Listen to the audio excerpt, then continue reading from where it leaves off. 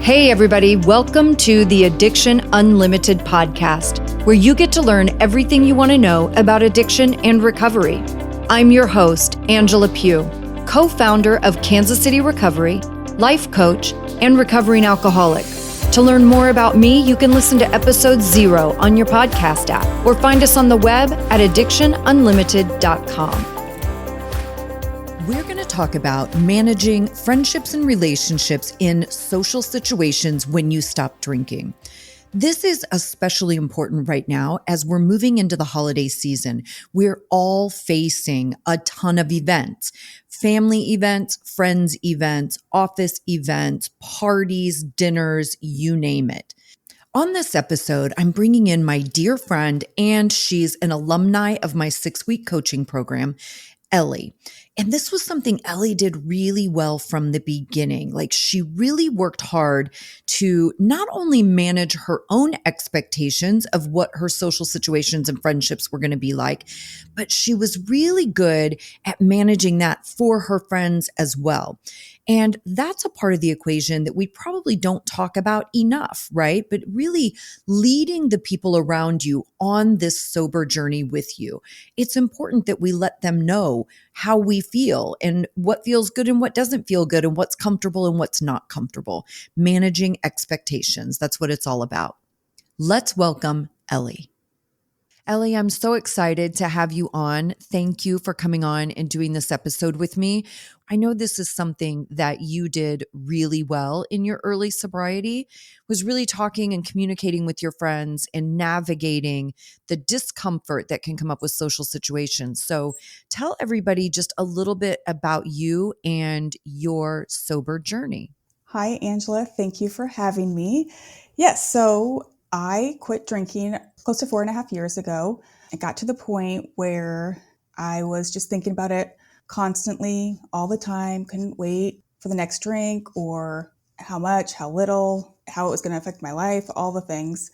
And then also trying to control it where it's, I can only have 2 drinks tonight, or I'm only going to drink 4 times this week or 4 times this month, all the things. And then it just got to a point where it's like, okay, addiction's in my family history.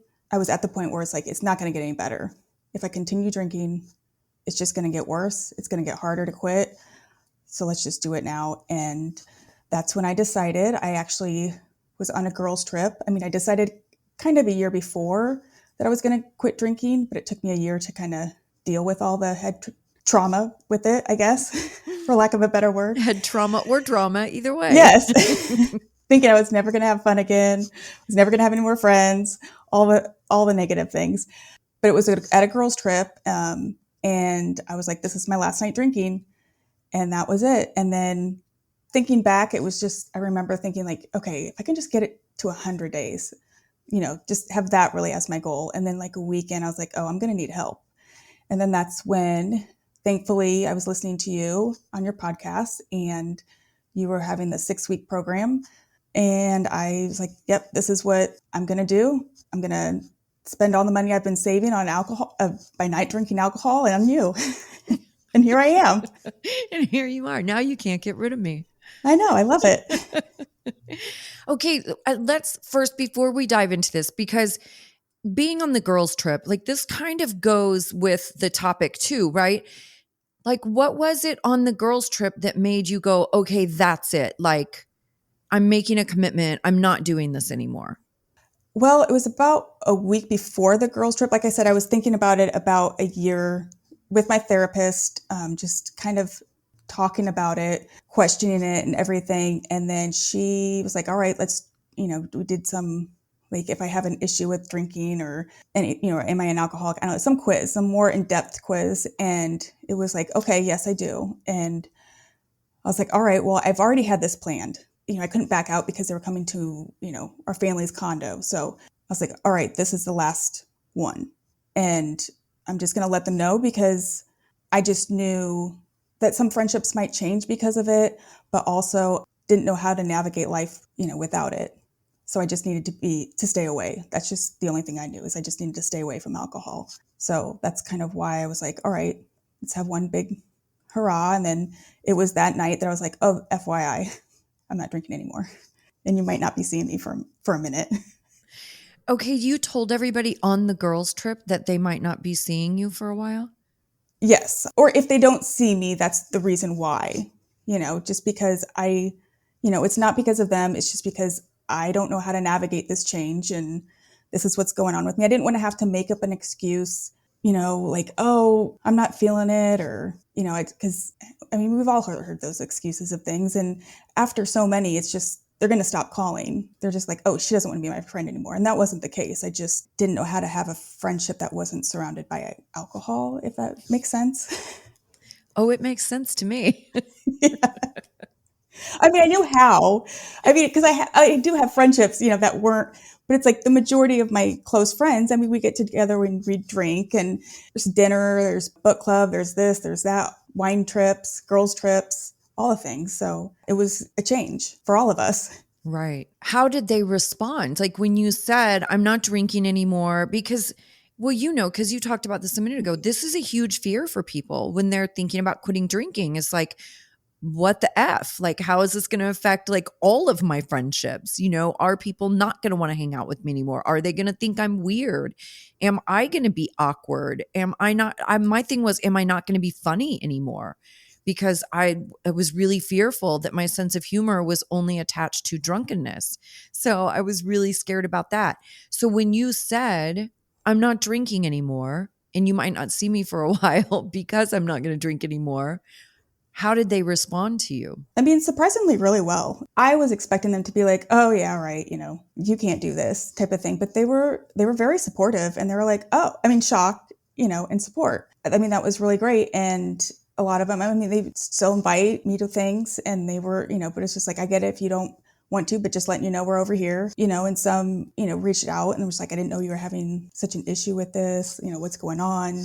Honestly, all of them were very supportive, which was not was what I was expecting. I don't know. That's just not what you hear about, or well, it's certainly not with our brains that like to catastrophize everything and make the absolute worst possible scenario. Yeah. And, there's some of us to where it's like, we figured out ways to not get together around drinking, where it's just, going out for coffee. I have a friend that I would meet at like Costco. We just, do a Costco trip together, go on walks or check out some new thing. And some of them has even been like, hey, there's this mocktail place, you want to come? Or, hey, look at this, let's try this out, where it's just something different to do that wasn't centered around, oh, let's go to happy hour. Yeah, more neutral. Yes. So how did you feel when you first embarked on your journey of not drinking? Scared. I just didn't know how to do it besides hide in my home alone. Which is what I like to do anyway. Yeah. Right. Don't get me wrong. I like to hide it at my home all by myself, but, any day of the week. But when you're just quitting drinking, that's not the best thing for you, I don't think. Yeah. So, I had family was supportive, because I think I told them after the fact as well. So I definitely had some people that I could talk to. But yeah, I was scared, anxious, just trying not to feel all the feelings that I stuffed down. Were you scared about the feelings? Oh, yeah. Probably. Or I just didn't know. I was clueless, because I hear people say this a lot, that they're afraid to face all the feelings, right? Because they've been drinking through them for so long. Feelings were not even on my radar. Like, I don't know how. Yeah. I just never even thought about that. I think I was so laser focused on just not drinking. Like, I didn't care what came up.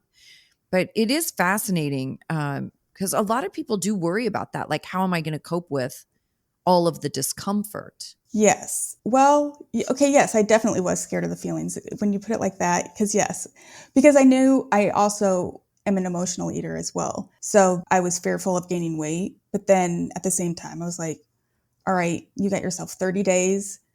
You can eat all the sweets that you want.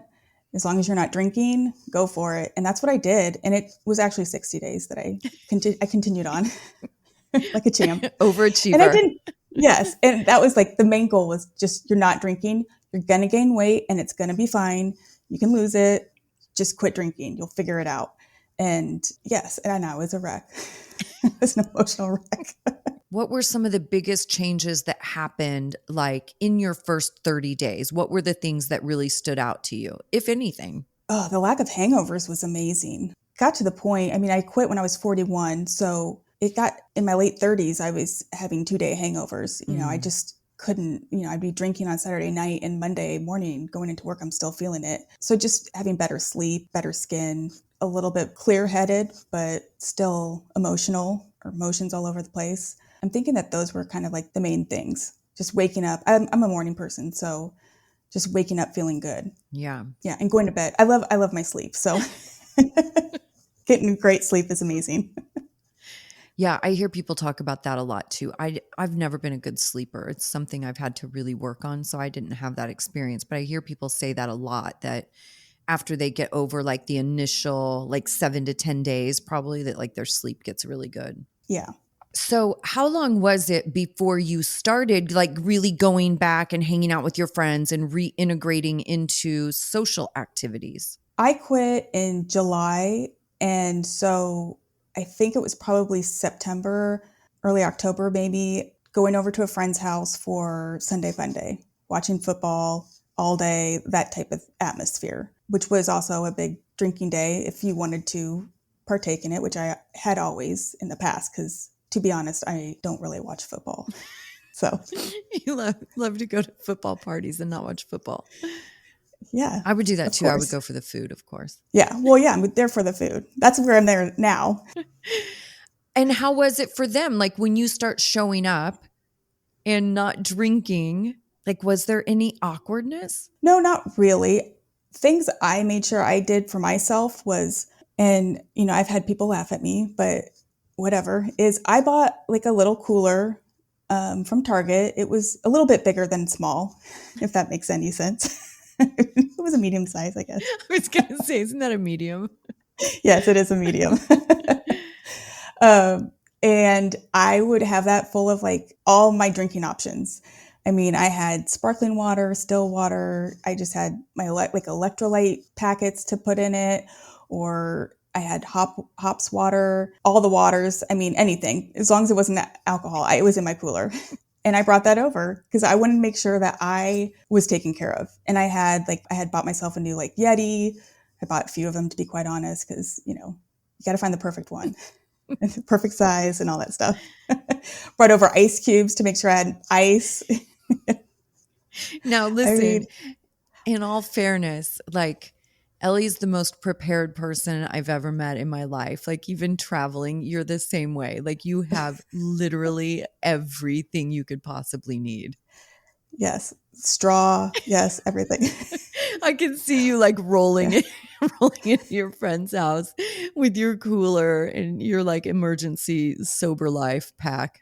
Well, yeah, I mean, that's what I needed. And it's funny because that's not how I showed up when I was drinking. I mean, Oh yeah. but they didn't have anything that I wanted, or I wanted to make sure that I wasn't stuck there just drinking water. I mean, I know it really sounds dumb considering I'm bringing water over, but whatever. It's different when it comes out of a can or a plastic bottle. I don't care. It's your water. Now, I It is. remember that you had a specific canned water that you were drinking, and I didn't understand back then because I didn't understand, like, I couldn't wrap my head around that it was just water. Yes. It's liquid death. Nobody could Yes, understand that's what it, it is.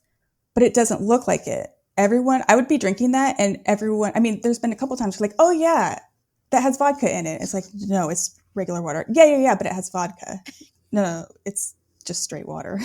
Is it just So still water or is it sparkling? it it's Okay. both. They've expanded to where they have a bunch of different flavors. But yeah, I just like the still water and the sparkling water. But yeah, you can just drink it, and people don't. And that's another thing is when you quit drinking is people worry about people asking them, "Oh, well, why aren't you drinking?" and all that stuff. And there's a couple of times that has happened, but it was never when I was drinking a liquid death, to be quite honest. Everyone's like, "What is that?" Is that I was like, "Oh, it's kind of like a monster drink or whatever." And then I'm like, "Oh, okay, like whatever." Yeah. They do. It looks just like an energy drink. That's exactly what it looks like. Yeah, but it's just water. So you show up, you have your cooler, right? Which in Mhm. my words, I would say that's protecting your sobriety, right? Like you are making sure that you feel safe and you're comfortable. That's a healthy boundary, making sure you have what you need. That's protecting your sobriety. What other things did you have in place going into social situations to make you feel safe and protect your sobriety? I wouldn't show up when it first started because like I would show up later, which is still weird for me. Like I am the early person to the party, unfortunately. And so now I try not to be. And then try to leave early, or I'll just say I'll come over for a few hours. Or where I was at my friend's house, they also did puzzles. And so I would, have something to do where it was like puzzles or just anything with the hands, like a fidget spinner. And if it kind of got too intense and I still wanted to stay, I could, because again, it's fall, I could step out, go for a walk, take the dog for a walk or something like that, which honestly only happened like maybe once. Did you drive yourself? Like, because that was something for Yeah. me, certainly in the beginning, is like I had to make sure I always had my car. Yes. And I did not realize how much even now, like I drive everywhere. I don't care if I'm driving by myself. I like to have my out. I like to know how I'm going to get home. I can leave whenever I need to. Having that in place is also a great tool. It's just such a sense of safety to know you can leave whenever you want. Like I'm safe. I can keep myself safe. I can keep my sobriety safe and get the F out of here if I need to. Yes. I mean, I park on the street because I don't want anybody blocking me in. Oh, I love that. That's such a good thing to think about. Yeah, because I don't want to be that party pooper either. I mean, and it's fine to be that person, but like, hey, I'm going to leave now. Sorry. Can you move your car or I'll move it for you? Just want to get out. I get that. I wouldn't want to draw attention, I guess. That's how I would feel. It's like I want to just be able to like say my goodbyes and just slip out without it being a big deal. How did you communicate with your people? Like through the whole process, did you continue kind of talking about it or did your friends ask you about it? They ask you like how you were doing? How do you feel? Some would, some wouldn't. I mean, I don't feel like I continued to talk about it. They just knew that I wasn't drinking. People that I would meet out that I haven't seen in a while, then they would be more inquisitive and want to talk about that, and that's fine. I don't think they wanted to hear about my emotional roller coasters. Was anybody awkward when you started coming back around? Was there any awkward energy? Was anybody weird about it? Honestly, no, I don't think so. I mean, yeah, okay, I take that back. There has been like a person or two. It was just, oh, right now I need somebody that drinks in my life. That was a one-off. And that's fine. That's where they needed to be and who they needed to be with. And I wasn't that person. And I knew that going in, that some things might change. Yeah. How did you manage that for yourself? Like thinking, knowing that some of your relationships might change. Like how did you keep yourself okay with that and still brave enough to move forward? Because a lot of people that will stop them dead in their tracks. Yeah. And honestly, it definitely slowed me in my tracks because that was one of the fears of quitting drinking. It was, now I'm going to have to find all these new friends and I don't like to leave my house. So how is this going to happen? But I know I have to leave my house and I need friends to do that. I knew I wasn't going to lose them all. I do have great support in my family as well. I'm really close with some of my sisters and that helped keep me moving forward. And then when I finally did, I was kind of shocked. Didn't necessarily lose any friends because I quit drinking. I also knew that how we got together might change, and that was fine. And, to make it more normal for me to get over that, not urge to drink, but when you're in that habit of getting together to drink, to do things outside of that is really helpful. Yeah. I didn't have a lot of people get weird with me about not drinking either. Now, I will say our relationships changed because they kept drinking, right? So their activities stayed exactly the same. And I wasn't going to do those things anymore, right? Like I wasn't going to go to the bars on my nights off and hang out for 7-8 hours. Like that definitely wasn't happening. Yeah, our activities changed, but it's not that nobody wanted to be friends with me or that I didn't want to be friends with them. Like that wasn't the case at all. Yeah. And yes, our activities changed. Like, I mean, one of my closest friends, when I was drinking, we would watch scary movies together and, we continued drinking and we wouldn't start watching till like 1 a.m. sometimes. And, obviously that's not happening because I prefer to be in bed by 9. I mean, we try to get together and maybe watch a movie, or we still see each other pretty often. But if you really put it in perspective, like that stuff happens anyway. Like all your friendships Mhm. kind of ebb and flow. I don't have exactly the same friends that I hang out with all the time today that I had 5 years ago either. So some of that is just really normal, a natural progression of relationships. Like people come in and out of your life for different reasons. Yes. I think we like to kind of focus on catastrophizing and making it, because I'm sober, because I quit drinking, they don't want to hang out with Yes. me anymore. And it's like, sometimes that might be the case. I only had one person that was weird about me quitting drinking, and it was one of my closest friends, right? But we were drinking buddies. And that's what Yeah. our friendship was based on. And he wasn't going to change his lifestyle to keep hanging out with me, right? So he was a little bit weird about it, but he was the only one. Everybody else was incredible and super supportive and had crazy respect for my decision. And I just got a ton of positive reinforcement for it. Yes, the same. I mean, I very thankful that I have, a great group of friends and family that are supportive. And I mean, it's been a little over 4 years and I'm still hanging out with them. So I feel like they do think I'm still funny or something. They still like you. You're all right. Yeah. Okay, so talk to me about your first holiday season sober. Yeah, so that was good overall. So I am fortunate. I mean, I have a big family. I have 4 sisters and a brother, and we're all pretty close. And drinking, like in the last couple of years or last decade or so, our family's just not centered around that. So I knew drinking wouldn't have been an issue. Some of my family members still drink, and that's fine. And that wasn't something that they're fine. They're normal, for lack of a better word. They can have a glass and leave it at the table, or open a bottle of wine and only drink a glass out of that. I don't understand that. No, definitely not. Yeah, so it was fine for the holiday season and showing up for holiday parties. I mean, instead of drinking, I just became the sweets person, to where I just eat all the sweets. Everybody knows that now. The weird thing that I think of was one of my favorite comedians. He's a big drinker, and my brother got me tickets to go see him. And I kind of like panicked to be like, oh my gosh, am I going to be able to be sober at a show? It was so weird. Yeah. I mean, but it was great, and we had a fun time. And thankfully that wasn't for a while. But yeah, I mean, it was a very low key, like, holiday season. It was somewhat, I mean, it was 2021. So I think that holiday season was, a lot of people got COVID. So Yeah, that was a weird time all the way yeah. around. Yeah. So we weren't really together. Our family was kind of like just housed in certain houses because we couldn't mingle. It was such a weird time. Okay, so tell me about going to the comedian. Like, how was it going? Why do we think that it's going to be so different being sober? Why do we think that everything we do is going to be bad if we're sober, or like it's going to be boring? It's so strange to me.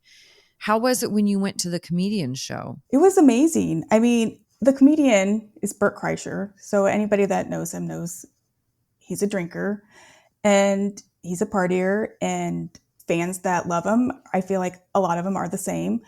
So I mean, I was just a little apprehensive, being like, am I going to be around all these drunk people? Are they going to be super annoying, disrespectful?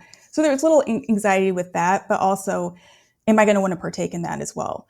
I mean, I went with my brother, so he didn't drink, which was great as well. And I mean, it was amazing. Everyone had fun. It was a great show. I definitely recommend to keep doing what you like to do. With safe people. Yeah, with safe people. Yeah. In your own ride. Yeah, in your own right. I want everybody to Yeah. keep doing what they love to do. It's so important. We just have to structure it a little bit differently for safety. Yes. And I would say, honestly, that was also the year that, like, 2 months later is when our family goes to Disney.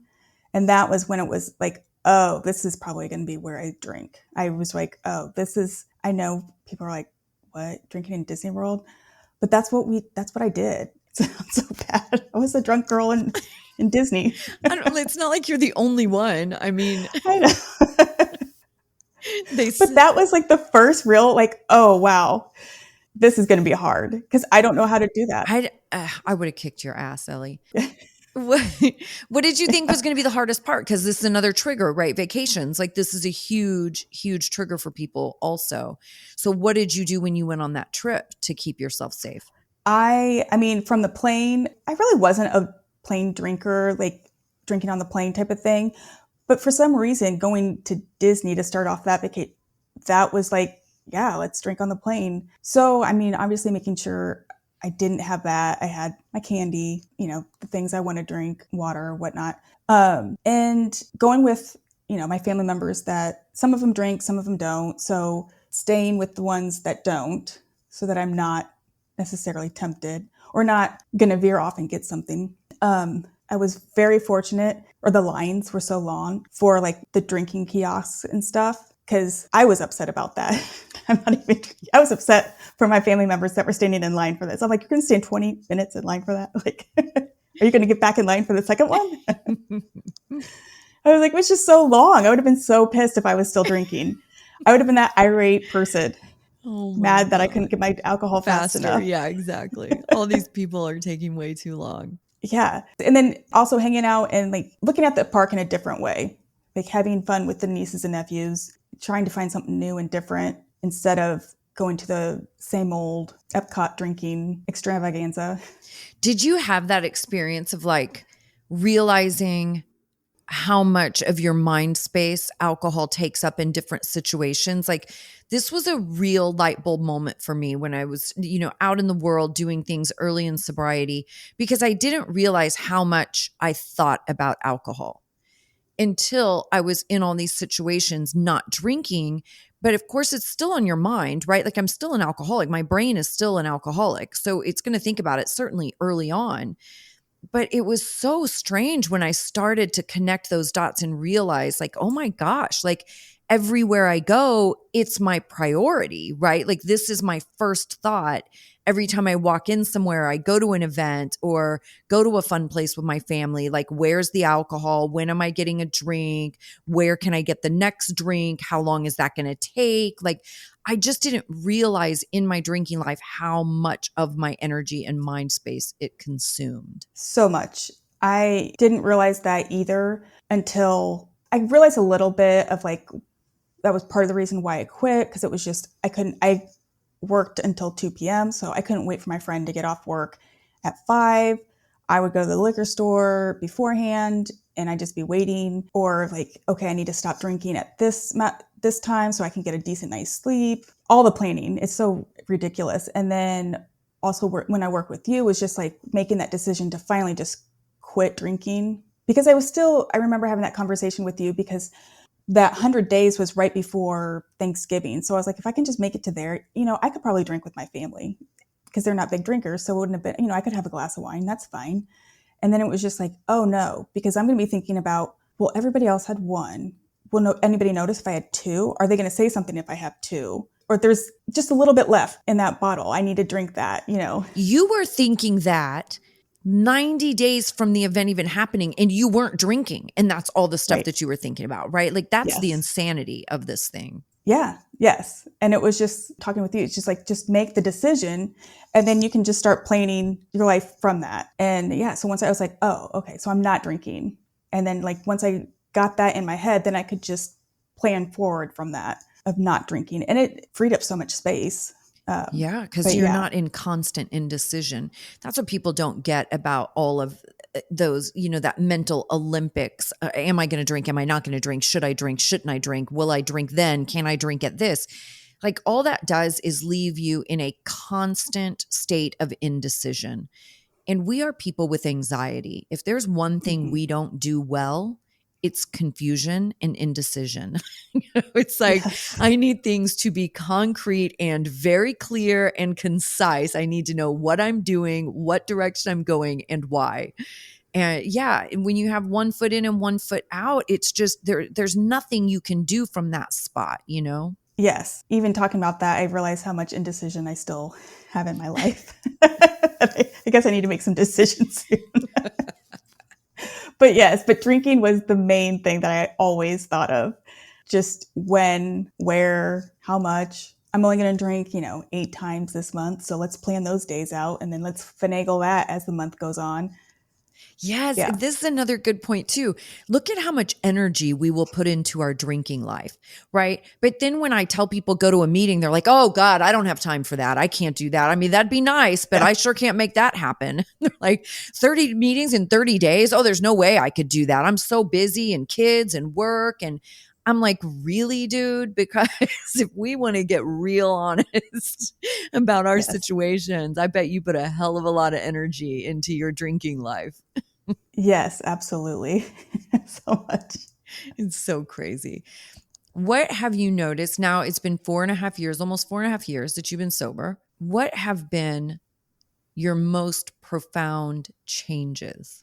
I would say my overall emotions, I don't get so upset over the littlest things. I mean, I might have like a day here or there, and those are few and far between, but I was just crying a lot. I was depressed, the highs and the lows, the anxiety, snapping at people. I'm more even keeled. Wait, were you sad and depressed about not drinking or just in Oh general? no. No, just in general. Okay. No, I was never sad and depressed about not drinking. That actually depression like lifted. Once I quit drinking, that got better because it's a depressant. I mean, Yes, everything gets better when you quit drinking. yes.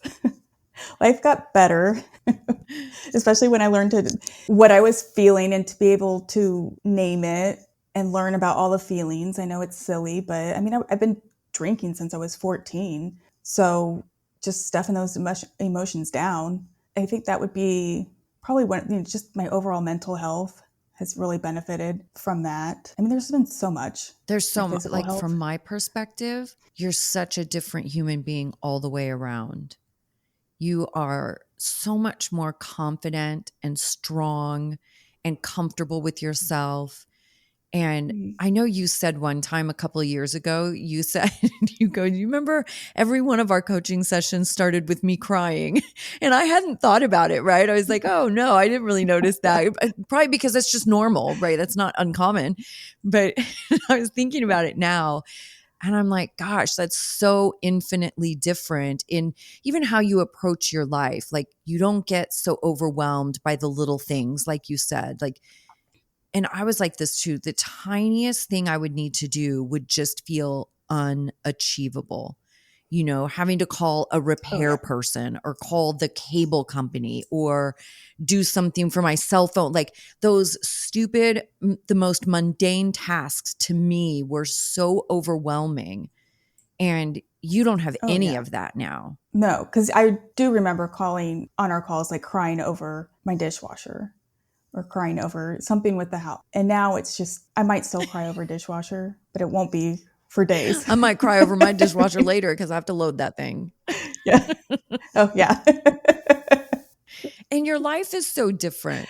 You do have your same friends. Hmm. Would you say, have your family relationships improved? Yes, I would say that. I mean, the family dynamics are always complex, I feel like. But yeah, I would say my family relationships, like my siblings, we get together and always have fun. We laugh, make fun of each other, get mad at each other, cry, laugh, repeat. Okay, what about how you show up in your relationships? Like, how is that different? And I mean, family relationships, friendships, romantic Mhm. relationships, like all of them, how do you see your behavior different now? I mean, I just really cherish the time that I do get to spend with my friends and family and doing fun, silly things together, meaningful things, all the things. Yeah. And Yeah. we all travel together from our 6-week Yes. community. We do some traveling together and get to see each other in real life, which is so freaking fun. Yes, it You is. really can't get rid of me once you're in my circle. That's a good thing. I hope so, because I'm not going anywhere. I think it is. Okay, favorite question, final question. What is your favorite thing about Okay. being a sober person? I would say knowing what I've said the night before. I mean, always remembering things. I'm not going to go off and say something stupid and then, have to call the person and be like, I'm so sorry. I don't know why I said that. I was drunk. Please forgive me. I don't have that waking up with anxiety and fear. There's so much less embarrassment in sobriety. Yes. Just waking up with a clear head, great sleep. I don't know. I mean, there's just so much. All the good things. I can drive anywhere and everywhere. At any time. At any time. Oh, the freedom. Yeah, so much freedom. I didn't even know I had. Oh, I love it. That's awesome. Ellie, thank you for coming on and doing this episode with me. I so appreciate you. Thank you for having me. This was great. And there you have it. We got into so much more than I thought we would on this episode, and it was so much fantastic information. And I love that we naturally went into this conversation about traveling and vacation with the family and what that looked like, because that's a huge trigger for people, and it's such an important conversation. Ellie gave us a ton of great value in here, and I hope you appreciated hearing from a real person in their real experience, in their real sober life, and how they got through it and how she did it and what it meant to her and what parts were important and what parts ended up being really valuable. Because this is how we learn from each other, and we get to make changes in our own lives to get farther than we've ever gotten before, to feel better, be happier, and have better sobriety than you ever could have imagined. And Ellie worked with me in the 6-week program, and she has continued. We have a private VIP group, and she has continued to be a part of that, as many people do, for all the years of her sobriety. And we're a very close-knit group. If you're thinking about this holiday season and you are uncertain how you're going to get through it, but you know your sobriety is your number one priority, and you want support to make sure you do everything possible to protect your sobriety, book a free call with me and we can chat and see how I can support you to make sure that you are safe and comfortable and confident going through this holiday season and in your sobriety in general. And if you're not in a place that working with me in my 6-week program is the right fit for you, I will definitely help you figure out what to focus on and what to work on to get to the place that you're in the right place to work with me, right? I'll tell you what you need to do and where you need to start for sure. I hope you're having a fantastic day, and I will see you next week.